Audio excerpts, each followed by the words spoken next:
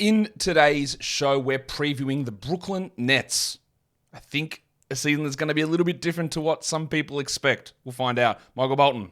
Thanks, Josh. It's Michael Bolton here, and it's time for another episode of the Locked On Fantasy Basketball Podcast. Let's get to it. Let's get to it, indeed. You are Locked On Fantasy Basketball, your daily fantasy basketball podcast, part of the Locked On Podcast Network.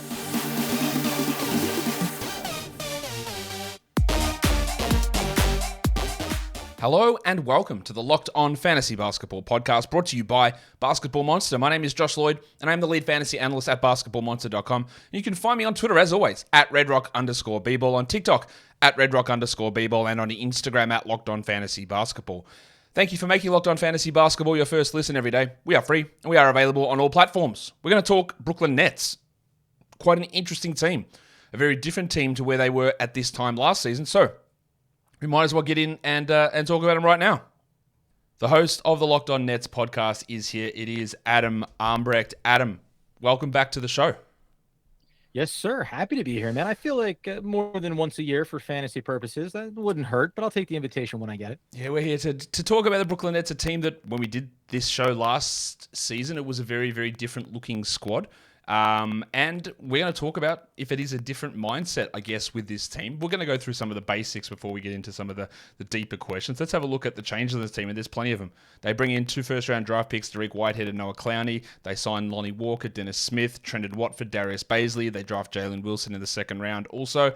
And they lose some older shooters, Seth Curry and Joe Harris. Edmund Sumner's gone. Yuta Watanabe's gone. Drew Smith, Patty Mills, Moses Brown. Now, I would argue that there are 4 of the very best three-point shooters in the entire NBA that have left this team. Yes, 3 of them are quite old, Curry, Harris, and Mills.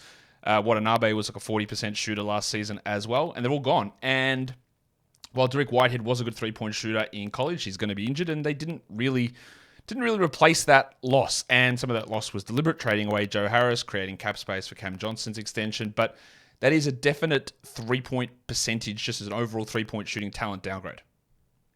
Yeah, 100%. I mean, there's no way around it. You can look at Lonnie Walker and say that there are sample sizes that say he can be successful, and look at the perimeter shooting. Some of the above the break three-point shooting is there. Not as consistent as any of the guys that left there. You can look at Cam Thomas and say that he's a guy that shot 38% from deep and shot over 40% from everywhere except above the break, but a very small sample size. Not a guy that's proven. So it's one of the things we talk about. This is a roster that has changed and has not one-to-one replaced a lot of the losses. It is a very different roster. A lot of those guys are older, as we said. Mills, Curry, and Harris are all 30 plus, 35 in some cases. So they are bringing in a lot of younger pieces, but I'm going to get to the big elephant that's in the room here already. Let's talk injuries. We'll talk to Dariq Whitehead in a second, but where are we at with Ben Simmons? Like, what's the story with his back injury he had last season? Again, like we see workout videos. Like, what's going on? Are we ready to go? How much are we putting zero trust in his health for this season? It's hard. So the timeline around the back recovery of 18 months, like he'll be coming up right on that as you get to the point of the regular season. So that's exciting. That's encouraging. The memo coming out of Brooklyn, and you've heard this from Cam Johnson and others, is, hey, he's excited. He's going to be 100% or very close to it. But no, until we see it on the court, you can't put faith in it, though it's hard not to speculate how he fits into this rotation, because he can be a very impactful player for Mikal Bridges, for Cameron Johnson and others if he's 100% healthy. Yeah, we're going to get into that in just a second. You're right. Like, I'm not going to trust it until I see it for an entire season. Like, I don't even care if he's there opening night. I don't care if he plays through October and November. I want to see him play more than 30 games. I want to see him not get hurt in February. Like, then I'll go, okay, we're ready to go. The back is fully healed and we're fine. But I'm not ready to say that at this point. I'll have some cautious optimism, but I'm not believing it until I see it, until we reconvene at this time next year and go, oh yeah, that was interesting. We saw Simmons play during the season. So we'll see how that goes. The other one is Dariq Whitehead, who had a second foot surgery just before the NBA draft. We didn't get to see him in Summer League, which I think takes... It always, when you don't see a first-round pick play in Summer League, people go, what do we pick this guy? Like, oh, maybe we should have done something different. What is the plan here for Whitehead and the recovery from his foot injury, which is the second foot surgery he has had? The Nets have a lot of experience with foot surgeries. Obviously, Brook Lopez, Karis LeVert in recent years there, and their team doctor has been dealing with Whitehead and that injury for a while. So are they just planning on, not quite a redshirt year, but a very minimal first season, do you think, for him? Yeah, I think you have to at least feel, as Doug and I said, confident because the surgery was done by the Brooklyn Nets surgeon, right? So you know that you have as much insight as you possibly can on what it looks like and the recovery timeline. Go back to a year prior, he would have gone much higher in the draft class if not for the injuries. But I don't see it as being any pressure for him to come in this season if not necessary. I think it's possible, but they looked at it as being at the point they took him in the draft, you are getting potentially an insanely high value on a player like Dariq Whitehead, and there's no impetus to force him, knowing what the Nets, plan to accomplish going into this year. It's not crucial that he comes in and plays a role. Whoever Nets fans are listening to this show, I think that you'll probably be skeptical of this, but I think they got 2 lottery picks with their 2 selections because Whitehead was shot 40% from 3. He's 6'6", he's a wing, and Clowney is young, very young, really good rim protecting numbers. Yes, the summer league was bad. I don't really care about that. But what I'm looking at with those 2 is they were 2 of the youngest players in the entire draft. I think 2 of the 5 youngest players in the entire draft class, and they chose those guys back to back. We'll talk about that more in a second, but there is a very interesting thing we're going to talk about. I put out a week or so ago my projected starting lineup for the Brooklyn Nets, and I didn't have the same one that you had here, but I've spoken to your co-host Doug about this as well, and he is in absolute complete alignment with you in that you think that Ben Simmons is going to be a starter on this team. So you think they're going to go back to the Simmons sort of point guard situation, not in the situation where he was strictly a Nick Claxton backup at last season. So you think that him and Claxton will start together along with Dinwiddie, Bridges, and Johnson. There's no question that those other 4 guys start. I had Finney-Smith in there over Simmons. There's Royce O'Neal in that mix as well. But that is multiple people now, you, Doug, and other people I've seen who have been like, no, the plan here is for Ben Simmons to be a starter. What sort of light can you shed on that for us?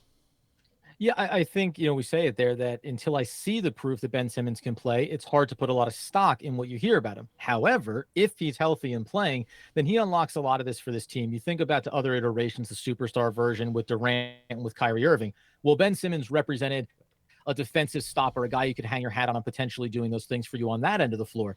Now in this iteration, the Nets are a defensively deep and versatile team. So the biggest talking point with Ben Simmons to me is what he can unlock offensively. If he shows the ability to attack players coming out from the paint on him, get at the basket, open up some of the defensive spacing, it's going to afford guys like Mikal Bridges and Cameron Johnson to have a much easier time. So he is a bit of an unlocker for this offense. And outside of adding Dennis Smith Jr., they did not go out and strictly address the pure point guard role. Ben Simmons has that in his game if he's going to be playing. And if healthy, then you have to put him in the starting rotation, I think.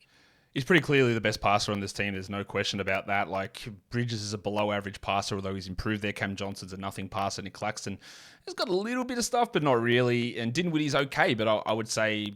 let's just be with Dinwiddie. He's had moments when he arrived in Brooklyn last season. The assist rate went absolutely through the roof. It went bananas, and I think that's more through necessity in that the other guys had no real ability to do that, and he might sort of settle back into his combo guard-ish sort of role. He's not a bad passer, don't get me wrong, but he's not the elite sort of passing point guard that some teams need. The question's going to be, of course, after losing all that shooting we detailed earlier, is how does Simmons and Claxton coexist together? Like, what did you see from the minutes that they did share the court last season that makes you think that is a viable combination?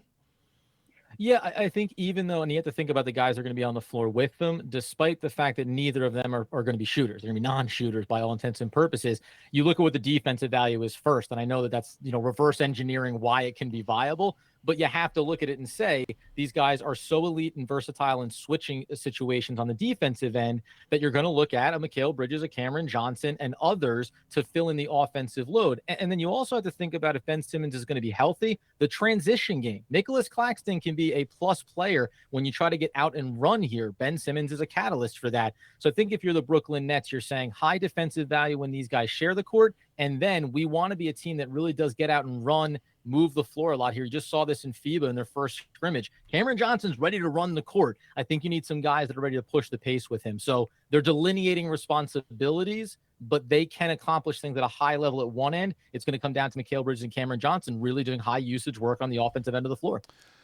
We're going to talk about your rotation in just a second, but today's episode is brought to you by FanDuel Sportsbook. Football season is here, and FanDuel is giving you the chance to win all season long. Yeah, because right now, when you bet on a Super Bowl winner, you get bonus bets every time that they win in the regular season. So you might bet on the New York Jets or the New York Giants to win the Super Bowl. And every time that they win a game in the regular season, your bonus bets, they just tick up. And you can use those bonus bets on whatever you want, whether it is other futures on head-to-head, money line matchups, spreads, player props, over-unders, whatever it is.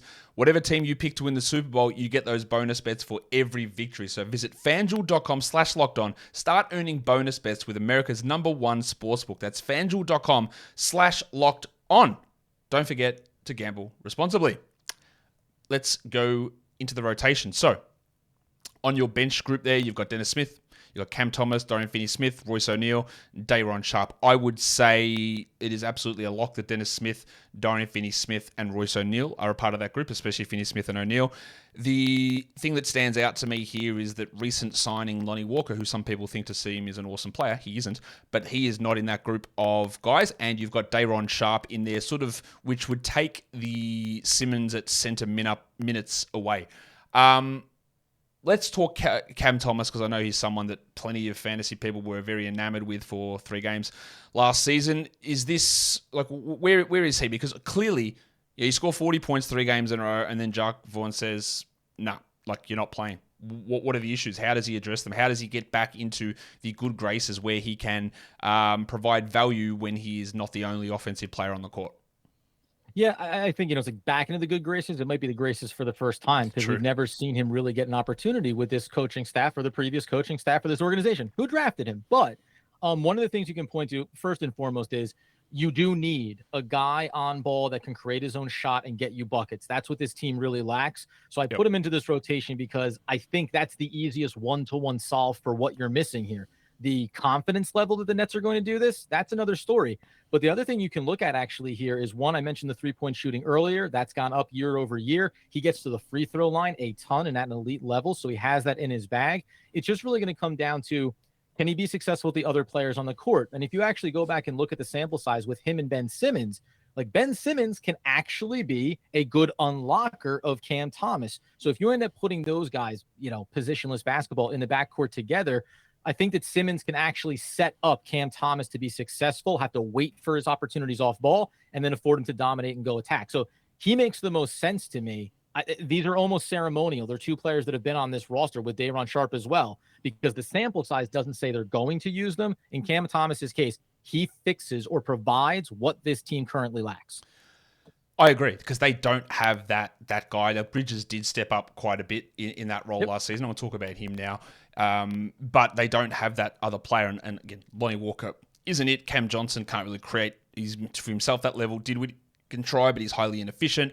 It's really just about Thomas buying in and doing anything that doesn't get him onto a ball is life highlight tape. Like, that's really what it's about for him. Like, pass, defend, play team ball. Like, there's just so many things. We know we can score. That was the thing coming out of college, but do something else. And I do think that clearing out of the Harris and Mills and Curry and these guys means that the front office is going, Jacques, like, let's see what happens here. Like, let's get him into the rotation. Although they did sign Lonnie Walker. Get him into the rotation and we'll see what goes on. Now, Mikal Bridges, really huge step up from him heading over to Brooklyn last season. He was already sort of trending upwards with all the injuries in Phoenix, but he headed to Brooklyn last season and really started to take over. Usage went way up, but I want to talk about one thing about his game when he joined Brooklyn. He took way more mid-range shots than basically anybody in the NBA during that time. He upped his mid-range percentage from 43% in Phoenix, which, if you go back to his numbers, looking on Cleaning the Glass, they're insane. As a rookie, 14% of shots from mid-range, then 18, then 22, then 36, then 43 in Phoenix, all the way up to 48% of his shots as mid-rangers in Brooklyn. And that meant that he didn't change his percentage of threes. He just didn't get to the rim. He went from 25% at the rim down to 20%. And his rim attempt numbers have dropped every season since year 2. So he's sort of settling a little bit. Now, they went in at a really high rate. I have concerns when you rely upon elite level mid-range shooting and you're not getting to the rim as much, that there can be a lot of fluctuation and there can be a level of flukiness is not the right word, but a level of, hey, maybe this is not sustainable as a shot diet.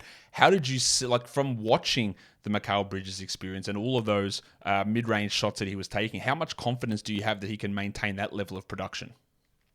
Yeah, it's interesting, at least, and by the way, it's not the one-to-one comparison, but the Brooklyn Nets had a guy in Kevin Durant that was unstoppable. So when you talk Hmm. about a player like that and he's taking a lot of mid-range shots inside the arc, you say, well, that's less, right? 3 points is more than two. Unless you're hitting the two-pointers at such a high clip that it's just valuable because the defense is consistently giving you that. They're concerned about the perimeter shot. Mikal is more than competent from beyond the arc, so I think it opens up those spaces for him. You bring up a fair point around the consistency. It's funny. Cameron Thomas going at the rim, 63% in his true shooting percentage, attacking and getting downhill. So there's this idea of we'll go finish, right? But I think that the one thing I'm curious about is Mikal Bridges leaned into an area of the court and his game that was successful for 27 games last year.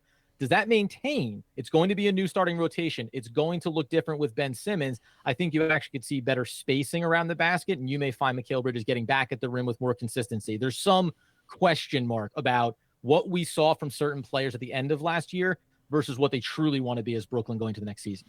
So the difference between what he did in Phoenix and what he did in Brooklyn is stark. As I said, he already jumped up those 5 percentage points in terms of percentage of shots taken from mid-range, but he also converted them at 7 percentage points better as well. So not only was he taking more, they were going in more, but the fact that they had that such a level of a jump makes me feel that there is a level of instability in that overall efficiency, which is what a lot of Mikal Bridges' fantasy value gets his hat hang on, is that, well, look at how well he's shooting and look at this high level efficiency. But if that does fall away, and his effective field goal percentage did drop down to 54% last season after hovering at over 60 for the two previous seasons. So the extra usage did have a massive overall impact on his efficiency. And I just think relying on that steady diet of mid-ranges can sometimes lead you to a little bit of a risky proposition in terms of repeatability of all those numbers. But he's awesome. The value that he provides is fantastic.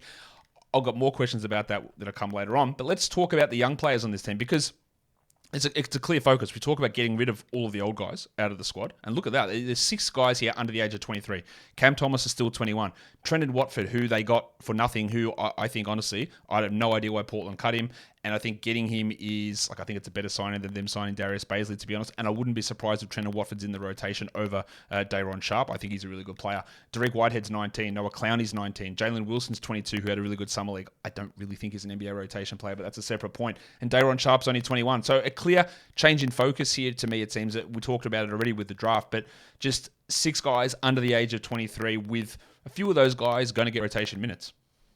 Yeah, listen, I mean, you mentioned there about Trendon Watford. I'm really high on him. He's one of the few players that I plucked out over the course of the offseason and said the Brooklyn Nets should be targeting him, and they actually did convert just recently picking him up. And to your point around the minutes with Day'Ron Sharpe, I actually think that that's accurate. He's 237 pounds. He represents some more of the bulk that the Nets have in a very limited quantity. And he also has the second longest reach behind only Nicholas Claxton on this roster. So while you may not think of him as being a traditional 5 and really banging bodies, the Nets are going to be a small ball lineup driven team. Mm-hmm. So when I put Day'Ron Sharpe in the front end of that roster coming off the bench there, I look at Trendon Watford as someone who can nip at his heels certainly and steal those minutes, because the team needs to be a more athletic, and Day'Ron Sharpe is, by NBA standards, one of the least athletic players that they have in this group. Some of these guys, like Derek White and Clown we talked about earlier, they're going to be wait and sees, and that's fine. And then the Jalen Wilson one, that's interesting, because depending on how the season goes, I can see him getting some minutes at the back end of the season and trying to evaluate if he can be a consistent player with that size, some consistent outside shooting. So there's real value here, but the dedication has been to taking chances on young players that can convert to contributors down the road. This is what this season's supposed to be about for the Brooklyn Nets. A couple of points there. Trendon Watford, for people who play fantasy, is what some people thought O'Shea Brissett would be a couple of years ago. This guy who steps up into roles and could be a bit of a shooting big man and play 4 and 5. That's what Watford is. It's not Brissett. Like, Watford is that guy. And the second thing is, with Jalen Wilson, just to expand on my point that I'm not really sure he's an NBA player, he put up great numbers, right? Yeah, or NBA rotation player. Great numbers in Summer League. But my problem with him coming out of the draft was, he was a much older prospect, and everything was geared towards him on that Kansas team. He was taking every shot in the world, and no NBA team was going to allow him to do that. And then he went to Summer League when that team allowed him to do that, because they didn't have any other prospects. So he was basically playing in the same sort of college environment. My thing with him is, what else do you do when you're not getting 24 usage, 25 usage, when you have to go by on 17 usage?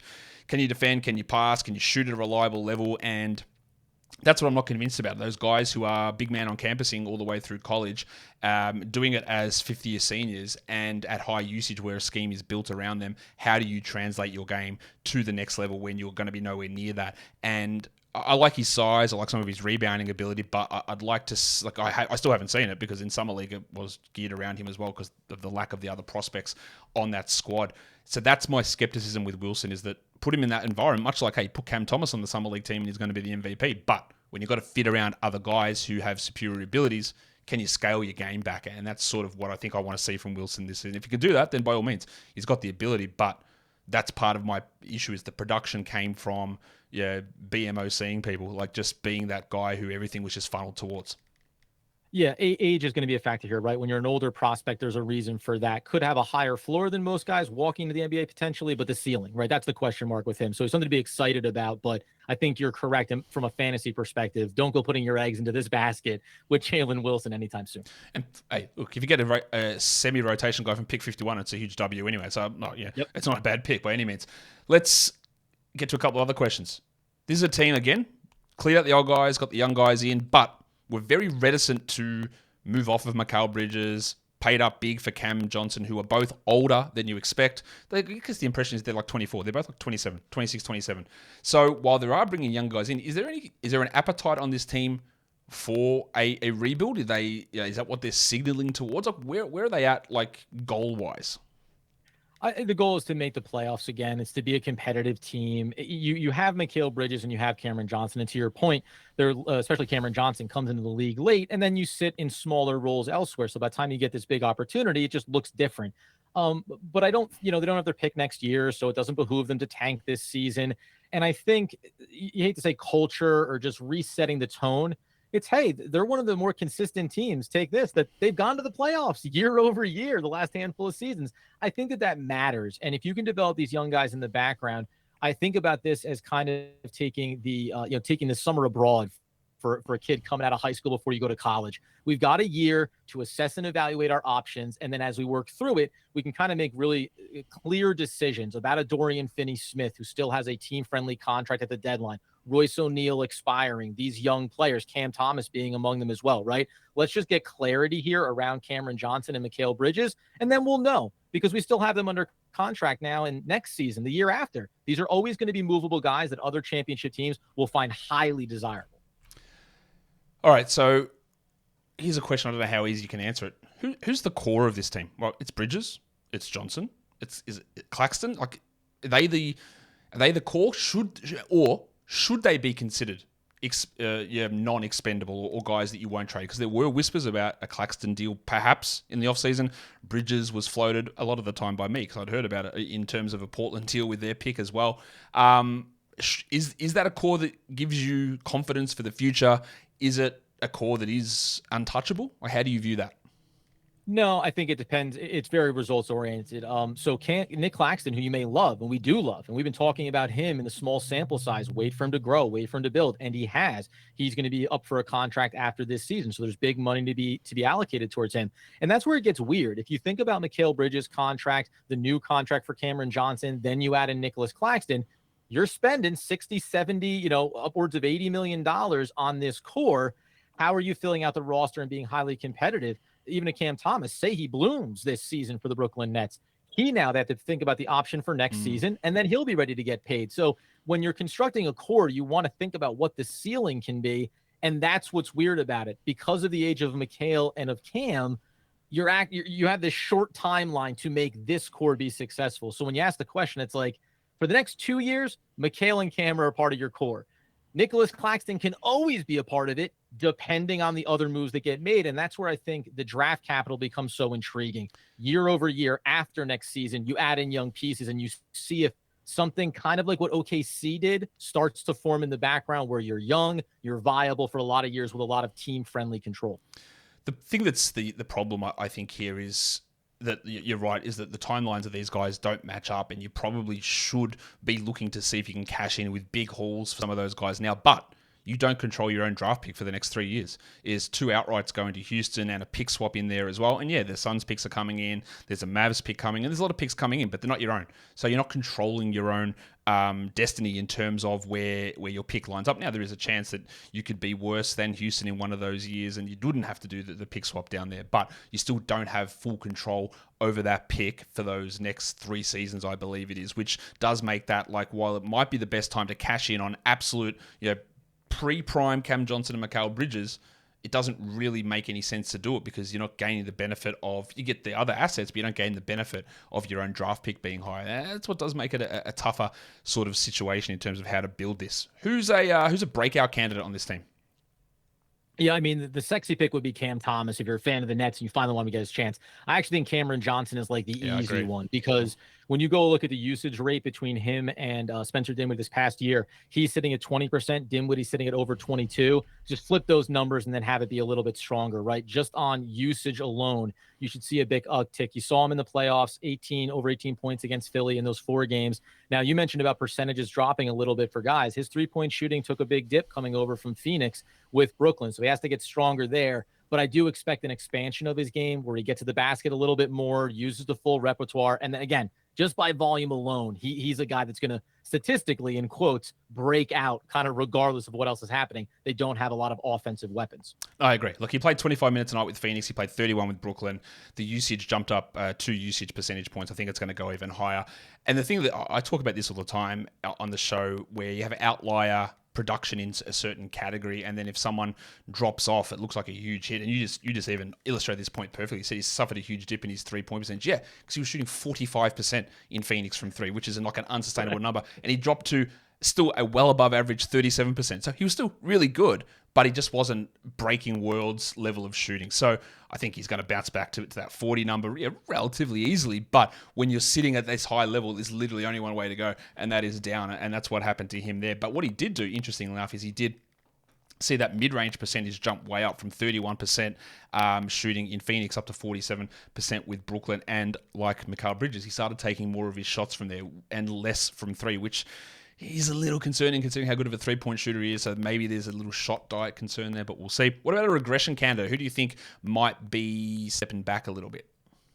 Ooh, that's actually an interesting. Well, I mean, I think it'd be probably pretty easy to point at a guy coming out of the second unit like a Dorian Finney-Smith, because I don't know what the functional role is here for him. Like, again, athletically wise, it just seems like he doesn't quite fit what they want to be doing. But you can even look at Spencer Dinwiddie. I mean, if we just want to think about what he did coming over from Dallas, it's like, now his 3-point shooting went absolutely in the dumpster when you don't have Luke on the court with you, but the assist numbers, just everything. It's so funny. Doug and I talk about how he's 30 years old too. Like he's in the old group on this team with Royce O'Neal and Dorian Finney-Smith. He maybe is a guy that the Nets should be looking to move off of. I don't see how his production, his usage is going to go way down this year for sure too. So I think just from the way he's going to function in this team, especially if Ben Simmons is healthy and playing, expect him to take a big time dip here in terms of how he's used. Who's the most likely player to be traded? Royce O'Neal. I think, even though Dorian Finney-Smith has a team-friendly contract, Royce O'Neal plugs in so many places. On a championship-level team, he's the perfect backup guy, and the Nets displayed that using him from the backcourt to going up against front-court bigs and switching defenses. Just a lot of versatility. And real quick, his 3-point shooting. He's the most consistent 3-point shooter year over year on this roster currently. Year over year growth up to 39% these last 2 seasons consistently, and did it after the trade. Still hit it at the same clip, 5.5 attempts per game. I would, if you don't want to feel sick, I wouldn't encourage you to go check his rim finishing percentages last season, because they dropped about 15% from where he was in Utah. He finished at like one of the worst in the entire league. So I was talking with David Locke yesterday about this on the Jays. He's talking about how Royce O'Neal improved his finishing so much. I go, yeah, go have a look what happened in Brooklyn. It was pretty bad. It was like 9th percentile in the entire NBA at finishing at the rim. Let's get to some win totals here. Last season, this team was 45-37, and we're looking at that with our context. Oh, that's pretty good. They finished in the 6th seed. They made the playoffs, had the 14th best net rating at +1. FanDuel's got them at 37.5 wins for this season, which is a big step down. I've even gone lower. I think they are going to be not particularly strong. You've got them at 42-40. I've got them at 32-50. They were below 500 after the trade, and yes, there's you've got to get guys together and work out consistency and all that sort of stuff. I just think that it's not necessarily that they're going to be that much worse. Like, if I just was basing it on pure ability, they're probably a 38, 39 win team in my mind. But I think a lot of the other East teams get better. I think the Magic get better, the Pacers get better, the Hornets get better, and those wins have to come at the expense of other teams losing. And I think it might be the Nets. I've got them dropping pretty significantly. Yeah, it's funny. When we say 37.5 from FanDuel, I think if I was setting it, I'd say 38 or 39.5 would feel more like a nice number. And me going 42 is definitely going to be on the high side. Them being a 500 team or slightly below. You mentioned what they were in those 27 games. Again, I hate to be doing it, but the Ben Simmons component of this, I think, does change things significantly. The reality right now is they are not a strong offensive team. They don't have a lot of weapons. They don't have a lot of perimeter shooting. It's going to be funky. In some ways, I'm looking at the defensive end and all the versatility that they have on this roster and saying, we're going to grind you down and we're going to try to really gut out some of those wins. And it may come to what you said.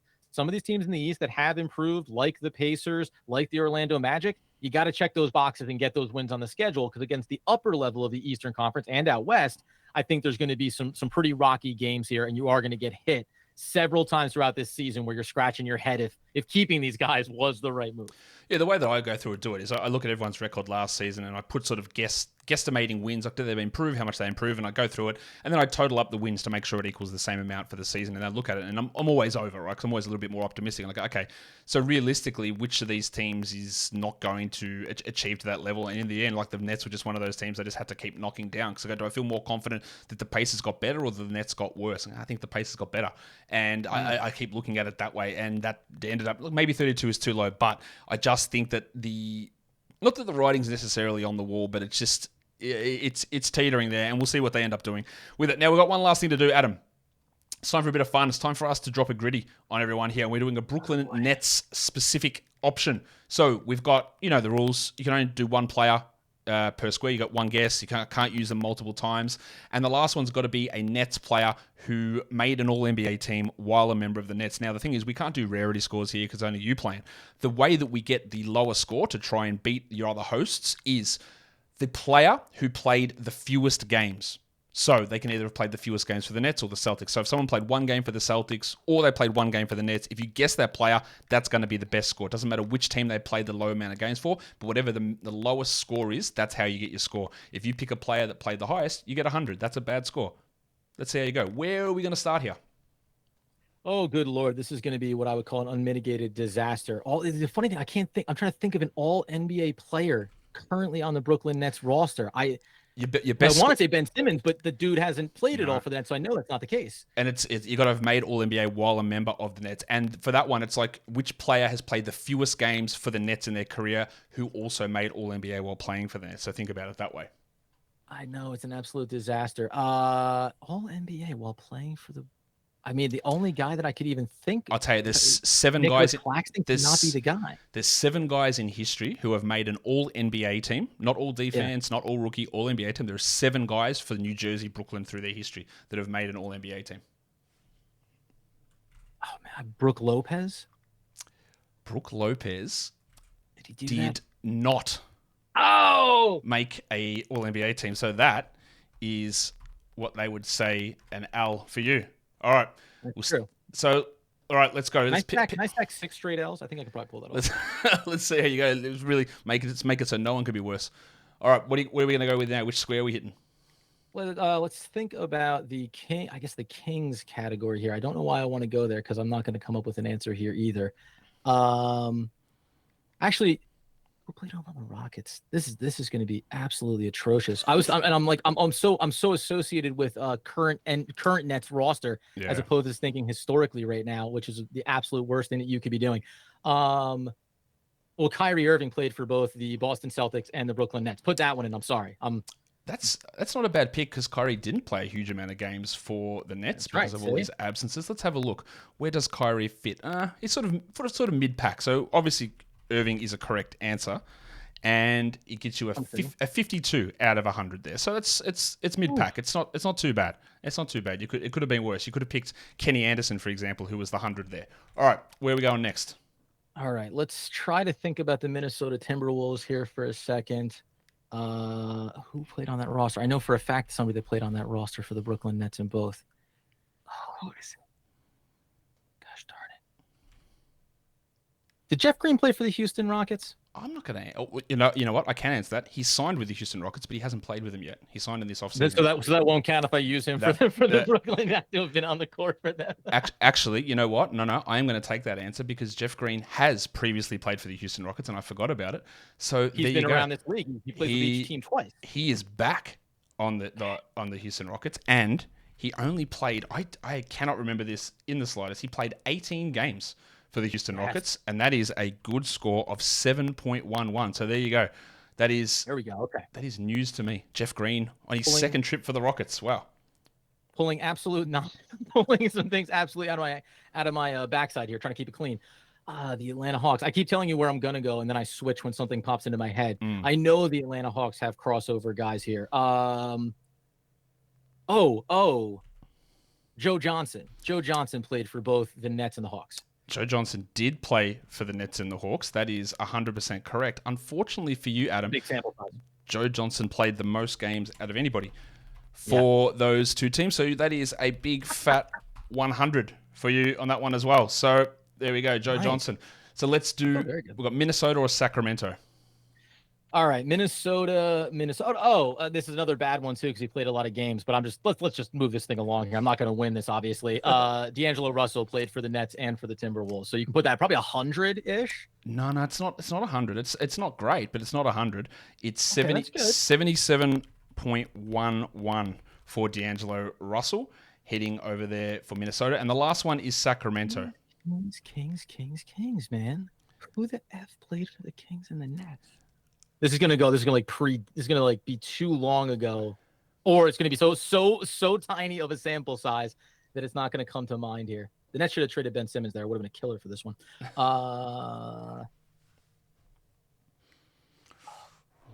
There's some really good ones in this group actually. Sacramento Kings. God, I'm gonna blank on this, and it's gonna absolutely brutalize me.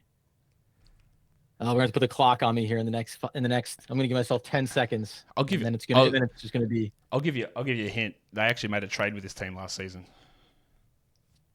Oh, this is a good one because it is so small. Kessler Edwards played for both these rosters, and that's gonna. Even though I'm not gonna win this tournament, I am going to at least look respectable in a few categories. And you can edit out the part where you gave me a hint. Yeah, I'll definitely edit that out. So Kessler Edwards gives you a 6.84 on that thing. Now something just happened there on my graphic that I just got to change. So 77 for Russ, 6.84. I got two lows. You got two lows, couple of two real highs, disasters. It's not a bad result. It's not a bad result. And that's it. That brings us right to the end of the show. Adam, what's going on over at Locked On Nets that you can tell us about that's happening in the next week or so? Yeah, obviously we are looking at Trendon Watford and how those rotations happen. Did some episodes on that. And then FIBA is underway, even by scrimmage purposes. So we're looking at how Mikal Bridges, how Cameron Johnson maybe function with higher level talent around them, and what the Nets need to focus in on to maximize their potential going forward. Be sure to check us out. Go check out Locked On Nets. Adam, thank you for coming on Locked On Fantasy Basketball with me. Anytime. And that'll do it for me today. Don't forget, follow this podcast, Apple Podcasts, Google Podcasts, Stitcher, Spotify, and on the Odyssey app. And if you're here on YouTube, thumb it up and leave your comments down below. Guys, we are done here. Thank you so much for listening, everyone. See ya.